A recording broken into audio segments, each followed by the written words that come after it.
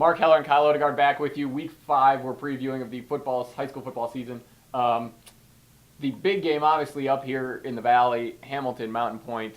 Not too far down in the pecking order. A big game down in Tucson in Division 2. Salpointe Catholic will host a red-hot Marcos de Niza team, at least offensively red-hot for sure. Salpointe undefeated. Marcos, again, playing very well offensively and has basically, arguably, had the first half MVP in Josh Eckley at quarterback thus far. Yeah. He's dealing with an ankle injury. That's really a dicey proposition as to how well he can respond and how well he's able to play, because we know he's so much of that team. How in the world, some people have said that Salpointe is the best team in the state. I'm not quite going to go that far yet, but you can make a case for it. How in the world can Marcos, which has not done well when it's gone to Tucson for big games in the past, regular season or playoffs, how in the world can Marcos deal with this Salpointe team?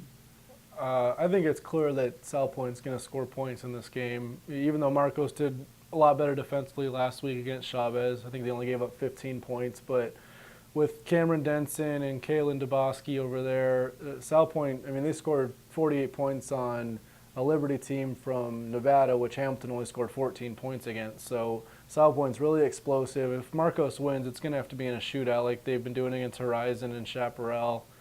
And Eckley's obviously got to be healthy. If he's not healthy, I don't think it'll be close. If he's healthy, that offense is tough to stop too. And if they could win another shootout, that'd be really impressive. But Salpointe's clearly the favorite. Yeah, and Marcos scored 73 points a couple weeks ago, so it's not like they're not capable of a shootout. Yeah. With Eckley, not just the ankle and not just being able to run the ball, but also plant to make tough throws in tight coverage and to put zip on the ball and to be able to move around and buy time is going to be key in how well he's able to